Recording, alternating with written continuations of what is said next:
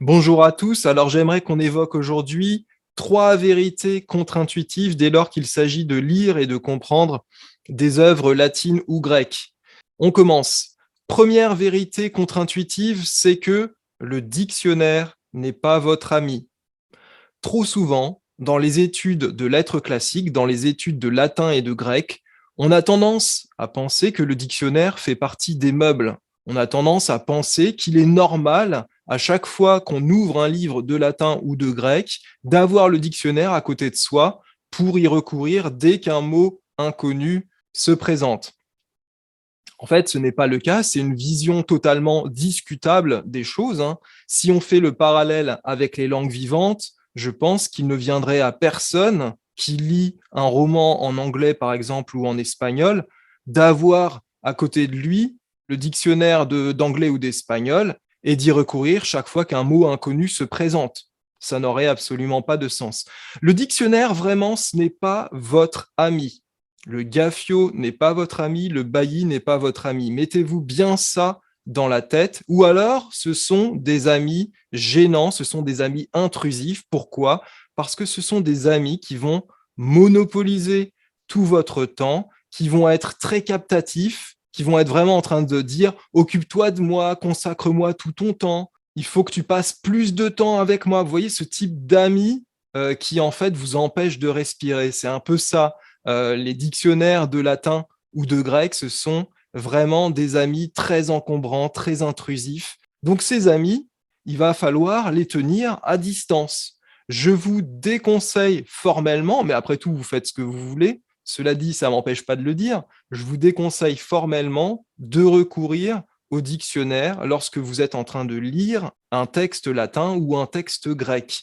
C'est-à-dire que vous pouvez avoir des mots qui vous sont inconnus, mais vous continuez votre lecture et éventuellement, si vous vous souvenez à la fin de la lecture de ces mots, vous pouvez, une fois votre session de lecture terminée, j'insiste, recourir au dictionnaire pour voir ce que ces mots signifiaient, mais pas avant. Et ainsi, ça vous évitera d'avoir tout le temps votre expérience de lecture interrompue par une consultation trop fréquente du dictionnaire. Donc retenez bien ça, le dictionnaire n'est pas votre ami, le dictionnaire est un ami intrusif et encombrant qu'il faut garder à distance. Deuxième vérité contre-intuitive, c'est que la lenteur de lecture vous nuit.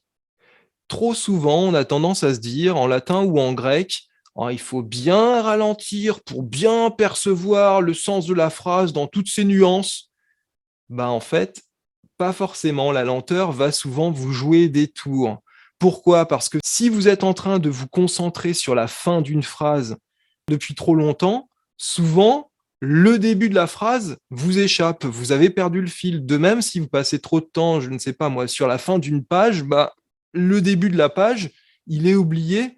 Et du coup, vous ne voyez plus forcément le lien entre les deux. Et c'est encore plus vrai en poésie, les amis, parce qu'en poésie, il va se passer quelque chose d'assez terrible, c'est que du fait des contraintes métriques, les mots qui composent les groupes nominaux vont être vraiment éparpillés aux quatre coins du vers façon puzzle. Et donc, ça va être à vous de reconstituer ces groupes nominaux.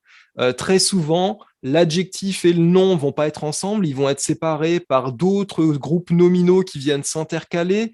Parfois, vous avez le sujet au début d'un vers, puis vous n'avez le verbe que, je ne sais pas, 3, 4 vers plus loin.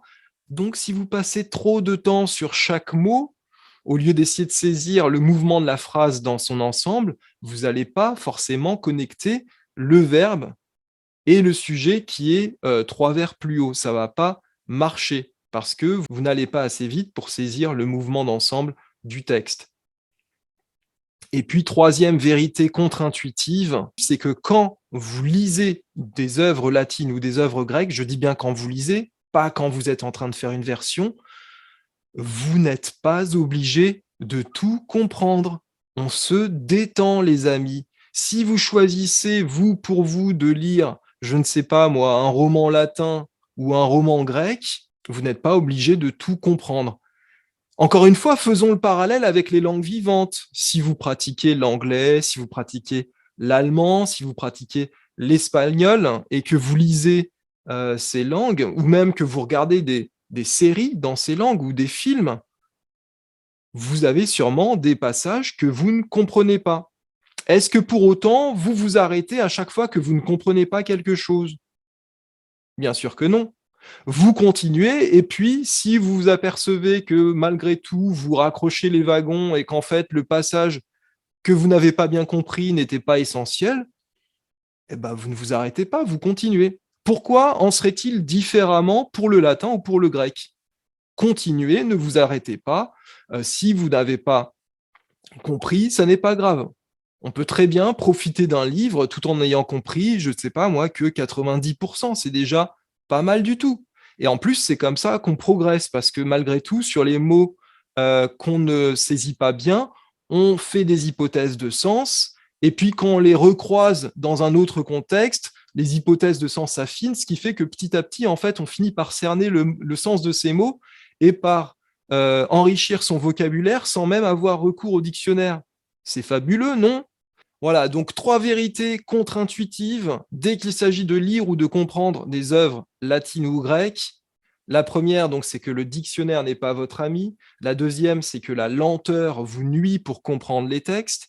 Et la troisième, c'est que vous n'êtes pas obligé de tout comprendre. C'est terminé pour cette vidéo. J'espère qu'elle vous aura ouvert des perspectives. J'espère qu'elle vous aura aidé. Si c'est le cas, n'hésitez pas à me mettre un petit pouce vers le haut, bien sûr, tant qu'à faire.